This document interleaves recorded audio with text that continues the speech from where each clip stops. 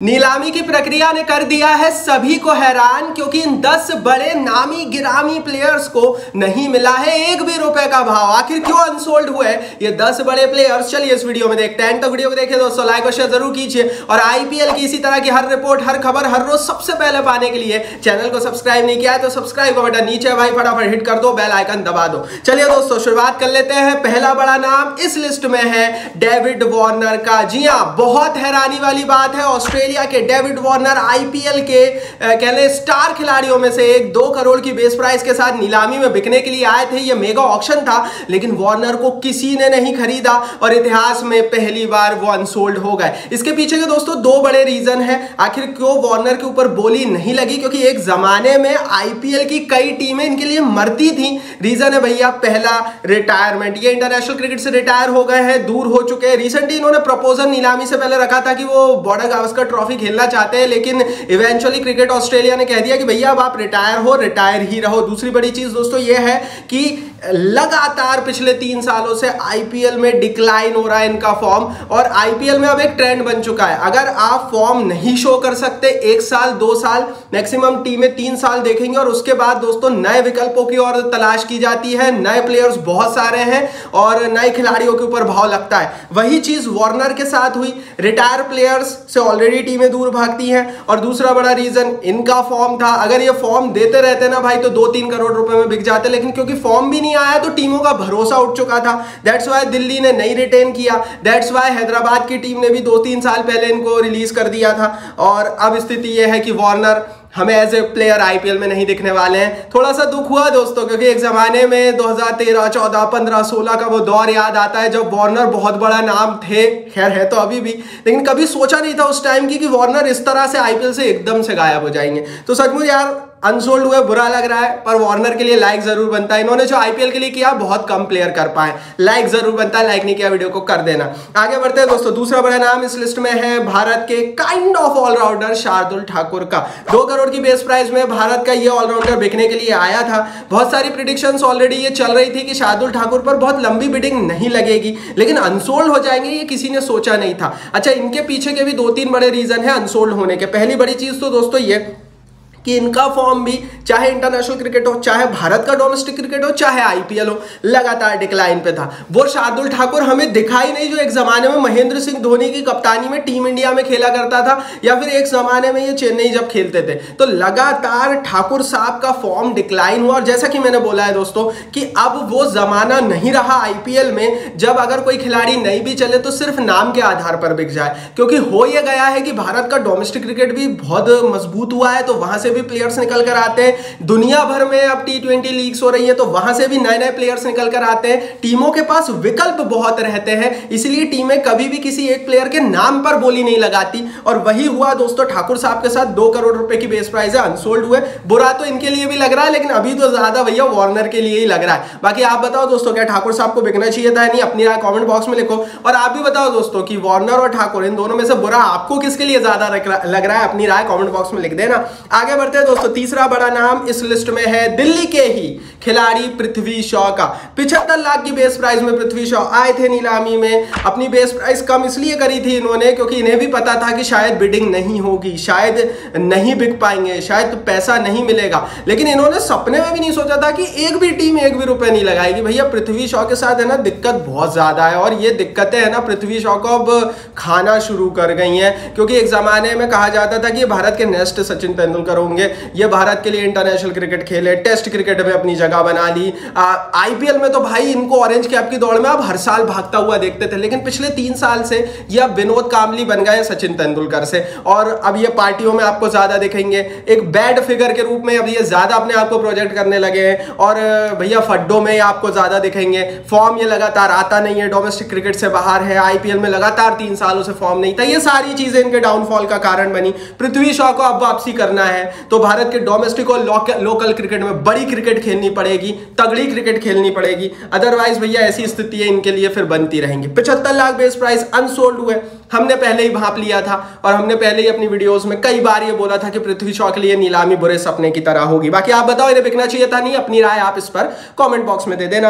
आगे बढ़ते हैं, चौथा बड़ा नाम है दोस्तों जॉनी बेस्ट्रो का। जॉनी बेस्ट्रो 2 करोड़ की बेस प्राइस के साथ ये विस्फोटक बल्लेबाज इंग्लैंड का नीलामी में आया लेकिन नहीं बिके। इसका रीजन है दोस्तों पिछले 3 साल। यार पिछले 2-3 सालों से पहले बेस्ट्रो आपको हर बार तगड़ा क्रिकेट खेलते हुए नजर आते होंगे, लेकिन अब बेस्ट्रो के साथ स्थिति यह है कि इंग्लैंड की क्रिकेट से दूर हुए हैं, इंग्लैंड की डोमेस्टिक क्रिकेट में नहीं चल रहा है और आईपीएल में कंसिस्टेंटली नहीं चल रहे हैं। इंजरी एक मेजर इशू इनके लिए बन गया है। हाँ, अगर ये 50 लाख की बेस प्राइस में आते तो जरूर हो सकता है बैकअप के रूप में कोई भी टीम 1 करोड़ में रख लेती, लेकिन यार देखो बेस्ट्रो को एक और प्रॉब्लम का सामना करना पड़ा।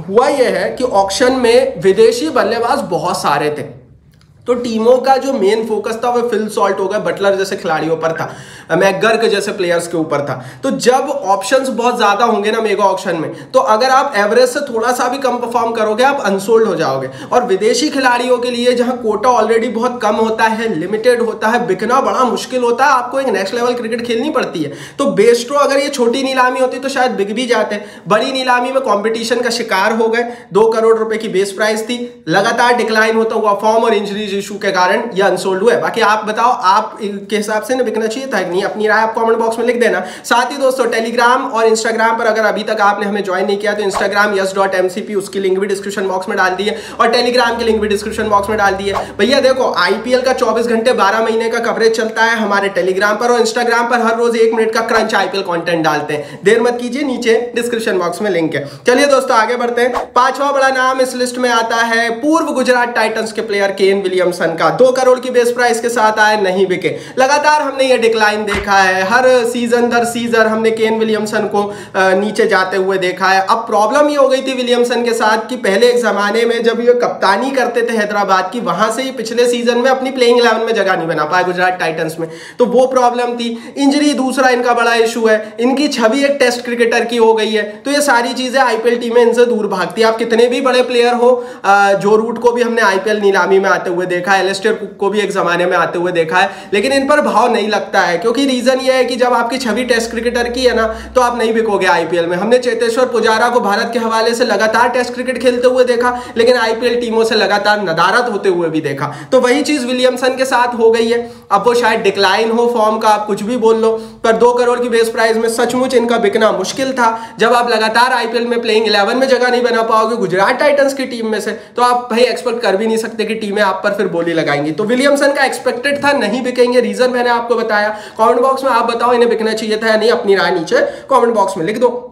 आगे बढ़ते हैं दोस्तों। 6वां बड़ा नाम इस लिस्ट में आता है डैरेल मिचेल का। पिछले साल 14 करोड़ रुपए में चेन्नई की टीम में बिके डैरेल मिचेल 2 करोड़ की बेस प्राइस के साथ नीलामी में आए और किसी ने नहीं खरीदा। यह सचमुच हैरान करने वाली बात थी दोस्तों। हालांकि दोस्तों मुझे उतनी हैरानी नहीं हुई क्योंकि जब आप 14 करोड़ का प्राइस टैग लेकर आते हो और चेन्नई की टीम में प्रदर्शन नहीं करते हो और उसके बाद से ही आपने इंटरनेशनल क्रिकेट में कहीं नहीं चले, आप ना डोमेस्टिक क्रिकेट से दूरी बना रहे हो, तो उससे टीमों को इतना भाप और इतना क्लियर लग जाता है कि भैया बंदे को 14 करोड़ मिल चुके हैं, अब बंदा रिटायरमेंट का प्लान कर रहा है। और डैरेल मिचेल का लगातार डिक्लाइन होता हुआ फॉर्म ये बताता है कि मिचेल साहब अब शायद दूरी बना रहे हैं क्रिकेट से, उतना ज्यादा फोकस नहीं कर रहे होंगे क्योंकि यार देखो वो बहुत बड़ा मोटिवेशन मनी होता है जो इनको मिल चुका है। तो डैरेल मिचेल का नहीं बिकना रीजन क्लियर था, पिछला सीजन नहीं चले और टीमों को उस पोजीशन में, उस जगह पर जिस पे ये मिचेल साहब खेलते हैं, जो एट्रीब्यूट्स लाते हैं, शायद जरूरत भी उतनी नहीं थी। दैट्स व्हाई मिचेल नहीं बिके। बाकी आप बताओ बिकना चाहिए था नहीं, इस पर आप अपनी राय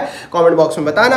आगे बढ़ते हैं दोस्तों। 7वां बड़ा नाम आता है जिमी एंडरसन का। 1.25 की बेस प्राइस में आए जिमी एंडरसन, अनसोल्ड हो गए। अब ये चीज हमने ऑलरेडी अनसोल्ड प्लेयर्स वाली जो वीडियो बनाई थी ना, जरूर देखना दोस्तों इस वीडियो को। हमने 10 खिलाड़ी बताए थे जो हमने प्रेडिक्ट किए थे नहीं बिकेंगे, उनमें से 7 नहीं बिके हैं। तो हमने ऑलरेडी 6-7 का प्रेडिक्ट कर दिया था कि ये नहीं बिकेंगे, उनमें से जिमी एंडरसन का भी नाम था। अब देखो यार जिमी एंडरसन का नाम क्यों था, आप जब अपने प्राइम पर थे तब तो आप आईपीएल खेलने आए नहीं।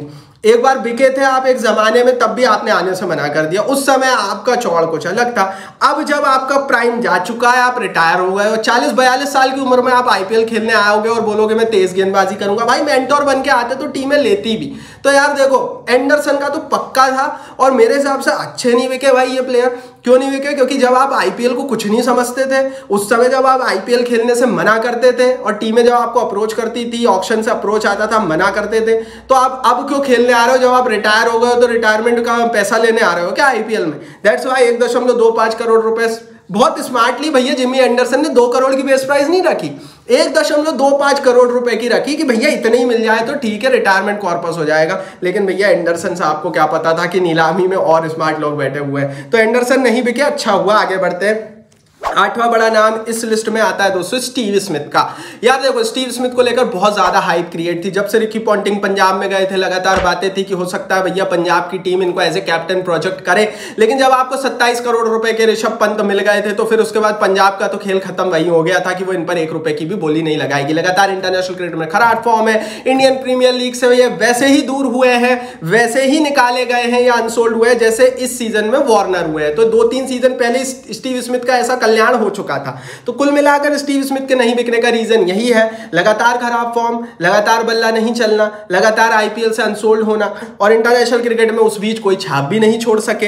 अब कप्तानी का एक मोर्चा था तो वहां पर ऑलरेडी हमने देखा कि किस तरह से भैया पंजाब में जा सकते थे, वहां पर ऋषभ पंत 27 करोड़ में चले गए तो भैया पंजाब तो फिर कोई सोच ही नहीं सकती थी। दैट्स व्हाई ये अनसोल्ड हो गया, क्योंकि दूसरी कोई टीम तो वैसे भी इंटरेस्टेड थी नहीं, 2 करोड़ की बेस प्राइस वैसे ही बहुत ज्यादा होती है। तो स्टीव स्मिथ बिके नहीं बिके, आपके हिसाब से बिकना चाहिए था या नहीं, इस पर आप अपनी राय कमेंट बॉक्स में बताना। आगे बढ़ते हैं। 9वां बड़ा नाम आता है दोस्तों बांग्लादेश के मुस्तफिजुर रहमान का। पिछला सीजन तो बहुत अच्छा गया था ना मुस्तफिजुर रहमान का, लेकिन हमने अनसोल्ड प्लेयर्स वाली वीडियो में बता दिया था आपको नीलामी से पहले ही कि बेशक अच्छा गया हो पिछला सीजन, लेकिन मुस्तफिजुर रहमान नहीं बिकेंगे। 2 करोड़ की बेस प्राइस में मुस्तफिजुर रहमान आए।